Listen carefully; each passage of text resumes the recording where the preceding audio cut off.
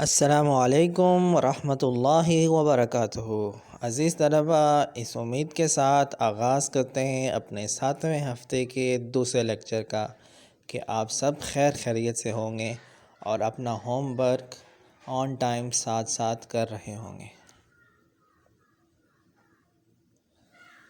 انشاءاللہ آج بھی ہم منتخب آیات میں سے آخری آیت آپ کی جو شارٹ سلیبس کے مطابق بنتی ہے اس کو پڑھنے اور سمجھنے کی کوشش کریں گے، اسمارٹ سلیبس کو فالو کرتے ہوئے۔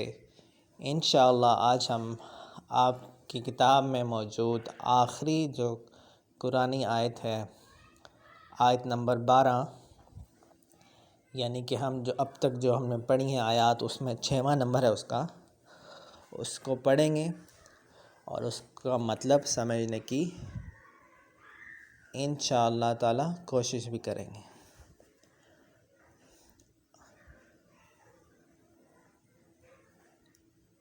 اعوذ باللہ من الشیطان الرجیم، میں پناہ مانگتا ہوں اللہ کی شیطان مردود سے۔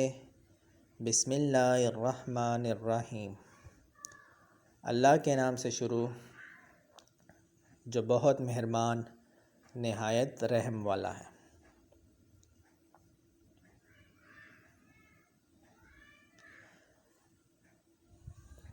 سورہ بقرہ کی آیت نمبر 183۔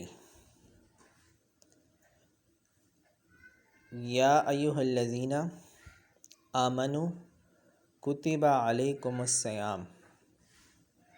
یا کا مطلب ہوتا ہے اے، ایھا الذین اے لوگو، آمنو جو ایمان لائے ہو، کتبہ کا مطلب ہوتا ہے تم پر فرض کیے گئے ہیں، علیکم تم پر، صیام صوم کی جمع ہے صیام، جس کا مطلب ہوتا ہے روزے۔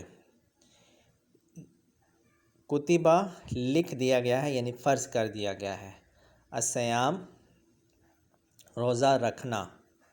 صوم اور صیام دونوں مصدر ہیں، گرامیٹک اعتبار سے دونوں کا معنی روزہ رکھنا ہے۔ علیکم تم پر، تو اس کا لفظی مطلب ایک دفعہ پھر دہرا دیتے ہیں اور رواں بھی۔ یا ایھا الذین آمنوا کتب علیکم الصیام، اے لوگو جو ایمان لائے ہو تم پر فرض کیا گیا ہے روزہ، تم پر فرض کیے گئے ہیں روزے۔ اب آپ کی ٹیکسٹ بک میں جو اس کی تشریح ہے پہلے وہ پڑھتے ہیں۔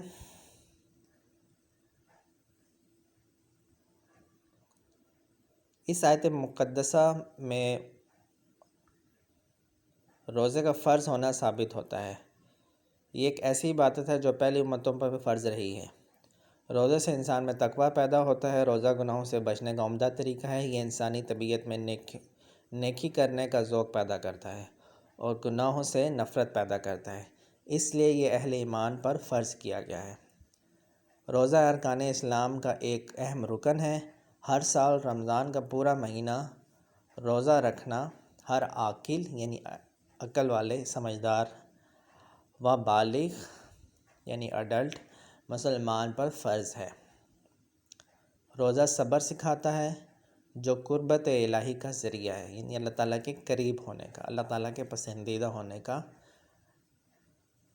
سبب بنتا ہے، کا ذریعہ ہے، کا وسیلہ ہے۔ اب جب اس کا آپ اس کی تشریح جب آپ لکھیں گے تو آپ نے ہیڈنگ ڈالی ہے جو اس آیت کے مین تھیم ہے، وہ ہے فرضیت روزہ، یعنی اس آیت سے روزے کا فرض ہونا ثابت ہوتا ہے، تو اس کی ہم ہیڈنگ ڈالیں گے فرضیت روزہ۔ اس آیت میں ایمان والوں پر روزہ رکھنا فرض قرار دیا گیا ہے۔ سابقہ امتوں پر بھی روزہ فرض رہا ہے، جیسا کہ اس آیت میں مذکورہ الفاظ یعنی کہ جن الفاظ کا ذکر کیا گیا ہے کے بعد بتلایا گیا ہے، کما کتب علی الذین من قبلکم، یعنی جیسے تم سے پہلے لوگوں پر فرض کیا گیا تھا۔ روزے کی غرض یعنی کہ اس کا ریزن، اس کی وجہ و غایت تقویٰ پیدا کرنا ہے، یعنی اللہ تعالیٰ کا خوف، اللہ تعالیٰ کا ڈر، یعنی پرہیزگاری۔ یہ ایک ایسی عبادت ہے جس میں دکھاوا اور ریاکاری ممکن نہیں۔ ارشاد باری تعالیٰ ہے، فمن شہد منکم شہرا فلیصم، پس تم میں سے جو کوئی اس مہینے کو پائے وہ ضرور پورے مہینے کے روزے رکھے۔ نبی اکرم صلی اللہ علیہ وسلم نے فرمایا، ارشاد نمبر 1، روزہ گناہوں کے خلاف ڈھال ہے، یعنی کہ ایک شیلڈ ہے۔ اس ماہ کا پہلا حصہ رحمت، یعنی پہلے 10 دن جو ہوتے ہیں وہ رحمت، درمیانی حصہ مغفرت، اور آخری حصہ یعنی آخری 10 دن جو ہیں جہنم سے چھٹکارا ہے۔ تیسری حدیث، الصوم لی وانا اجزی بہ، روزہ میرے لیے ہے اور میں خود یعنی کہ اللہ تعالیٰ ہی اس کا اجر دوں گا۔ روزہ رکھنے سے مندرجہ ذیل فوائد حاصل ہوتے ہیں۔ نمبر 1، تقویٰ پیدا ہوتا ہے۔ قرآن حکیم میں روزہ رکھنے کا مقصد یہ ہی بتایا گیا ہے۔ ظاہر بات ہے کہ جو شخص اللہ تعالیٰ کے لیے روزہ رکھ کر اپنی بنیادی ضروریات تک کو چھوڑ دیتا ہے، وہ اللہ تعالیٰ کے لیے غیر ضروری چیزوں کو کیوں نہیں چھوڑے گا۔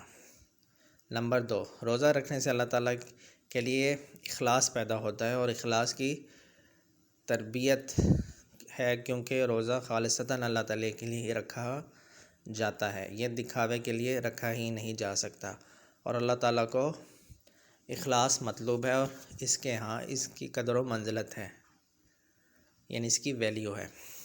نمبر 3، روزے کا اجر و ثواب بہت زیادہ ہے۔ حدیث میں آتا ہے، اللہ تعالیٰ فرماتا ہے کہ روزہ میرے لیے ہے اور میں اس کا اجر دوں گا۔ روزہ گناہوں کے خلاف ایک ڈھال کا کام کرتا ہے۔ روزہ رکھنے سے قوت برداشت پیدا ہوتی ہے، جس کی زندگی کی جد و جہد اور جہاد میں اشد ضرورت ہوتی ہے۔ نمبر 6، روزہ بعض جسمانی بیماریوں کا بہترین علاج ہے۔ نمبر 7، روزہ رکھنے سے مالدار لوگوں کو اپنے غریب اور نادار بھائیوں کی تکلیف کا احساس ہوتا ہے، اور پھر وہ ان کی مدد کرتے ہیں۔ اس کے ساتھ ہی ہمارا آج کا سبق ختم ہوا۔ یہی آپ کا ہوم ورک ہے۔ آیت نمبر 12 جو ہے آپ کا، اس کا آپ نے اسی طرح لفظی ترجمہ، رواں ترجمہ اور تشریح لکھنا ہے، اس کو یاد بھی کرنا ہے۔ یہ فائنل پیپر میں آپ کے لانگ کوسچنز میں آ سکتا ہے۔ اپنا بہت سارا خیال رکھیے گا۔ اللہ حافظ۔